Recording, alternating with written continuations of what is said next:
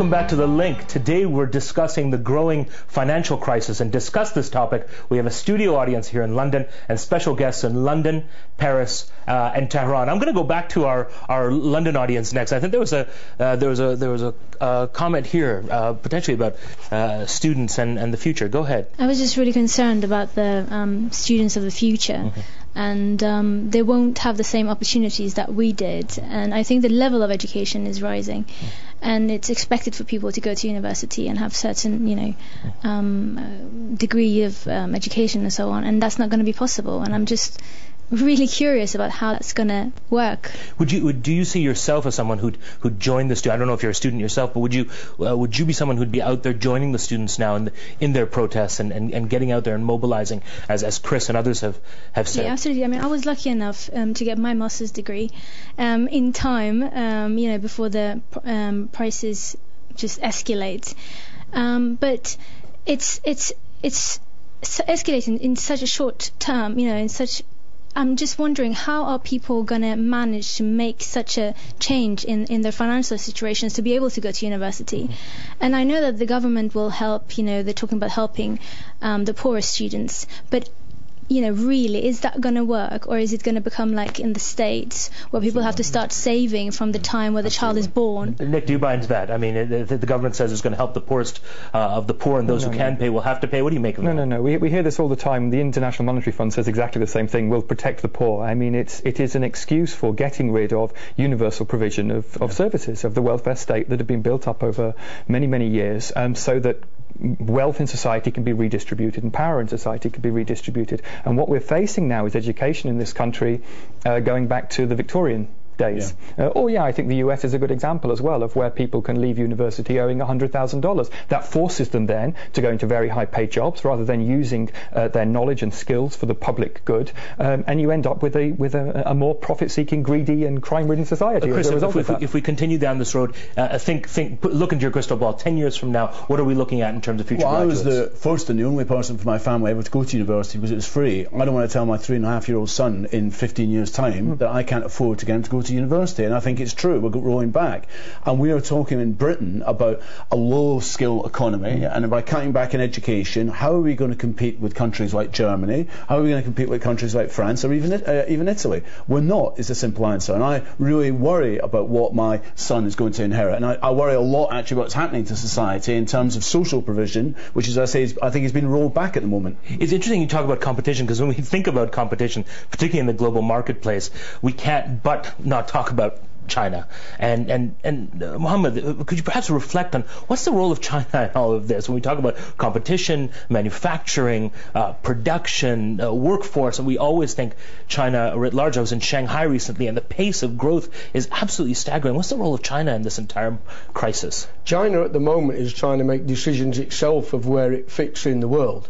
It made a strategic decision to join the GATT, the Global Agreement on Trade and Tariffs, and to actually start manufacturing and exporting. They allowed approximately 10% of the Chinese economy to move to the Western model. And it was very difficult internally, because there were people who were saying we shouldn't go in this direction, if you like the old school, and the people who were saying that you're a bunch of stick in the muds and you need to adopt the Western model because that's the future. The Western model's collapsed. The element of the Western model within China collapsed. Fortunately for the Chinese government, they've been able to take what we would class as unemployed people and put them back into the countryside where they came from and the family units they came from. So they actually don't have any unemployment like we're getting in other parts of the world. China also has the largest stock of US dollars in the world. They're sat on $2.1 trillion in cash. So they've got a serious war chest to help them get through this particular crisis. Does that mean that the United States owes China money? Is that what it means in layman's terms? Well, what it actually means is that they've sold that many goods into the United States in this so-called US trade imbalance, which ran at 5% for 5 years, that there was a flow of dollars leaving the United States, and that the Chinese government very carefully built them up. They've also got about just shy of another $1 trillion in US government debt that they're still holding. So they're all in all, they're worth about $3 trillion in cash. By producing, they're in a very strong position, the Chinese government. They're not worried about not exporting. What they're actually doing now is acquiring real hard assets. They're swapping the dollars, which they think aren't going to be worth much, for gold mines, for other types of mineral resources and things like this. This is advice which I gave them several years ago to start pursuing, and they've been pursuing it aggressively. Max, what is your perspective on China and the role China is playing in the global marketplace right now, and does it have a bearing? Does the actions that China take have a bearing on what's happening in Ireland, Spain, Portugal, in the Eurozone and beyond? Well, remember, 18 of the past 20 centuries have been dominated by China. It's much more normal in terms of historical terms that China would be the dominant economy in the world. The UK and America were really arrivists and arrived late on the scene. Of course, going back 150 years, when the UK had a similar problem with China that the US has today, the UK got Chinese hooked on opium, and you had the famous Opium Wars. Today, the United States has gotten China hooked on US government treasury bonds, and they've gotten addicted to US government treasury bonds, and it's quite possible that this addiction could be quite damaging to their economy. And to offset the potential damage of having so many US government treasury bonds on their books, China is aggressively buying gold. They've increased their gold position quite substantially. They're the biggest gold producer in the world, and they're retaining 100% of the production inside China as a way to protect themselves against the dollar. As everyone knows, China has pegged their currency to the U.S. dollar as part of their vendors financing scheme, essentially lending money to Americans to buy Chinese-made goods at Walmart.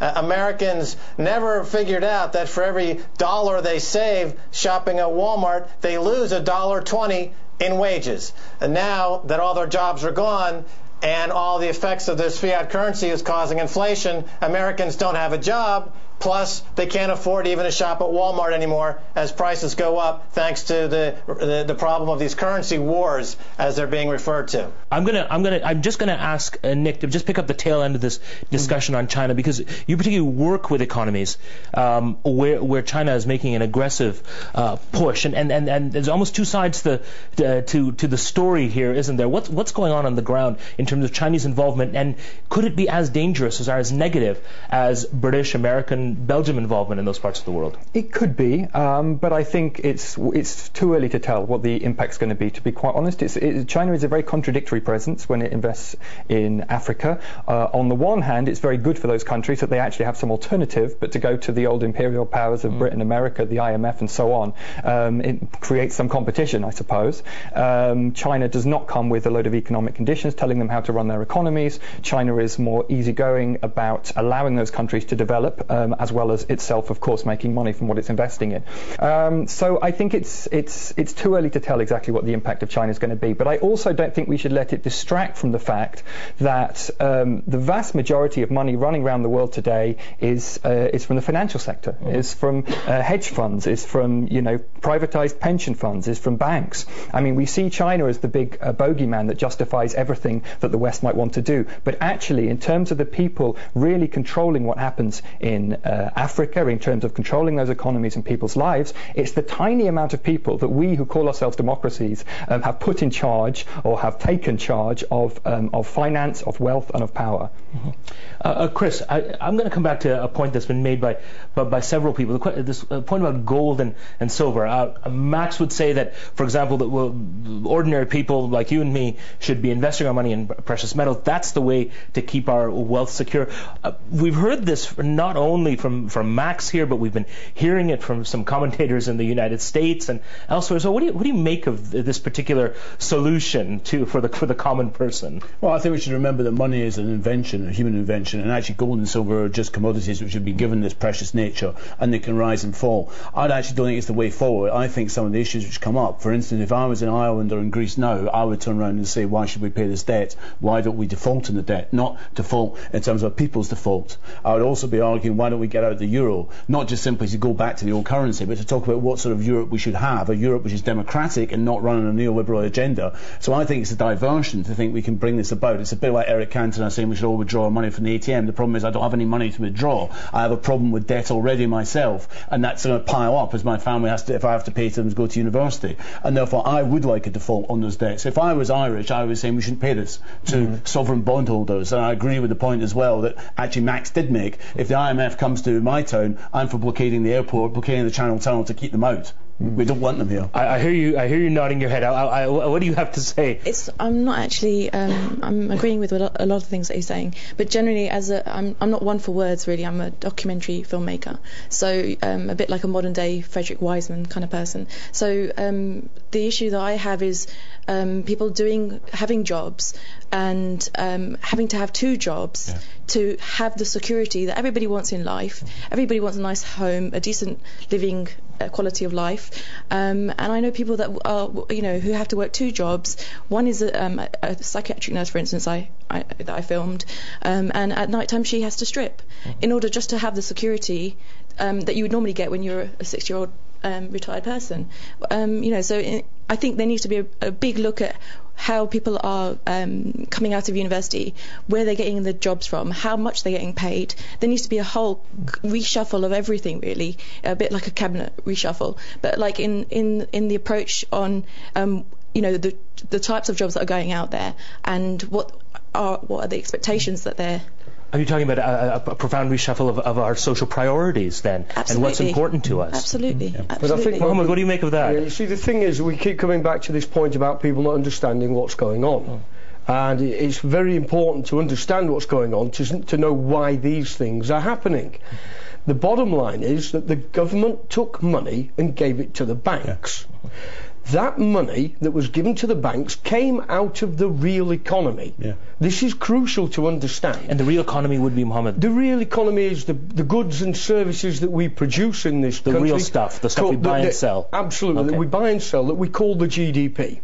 And out of that GDP, the government taxes the country at certain levels as individuals and as corporations. And that goes into the infamous public purse. The public purse is something that we rely on government to balance. Government expenditure versus government income. Now, when Gordon Brown began his bailout from Northern Rock onwards, he has put a total of £1,000 billion into the financial system. Where did that money come from? You're saying it's our money. Well, the whole point is taxes. that it was part taxes, but of course he couldn't take too much out of the expenditure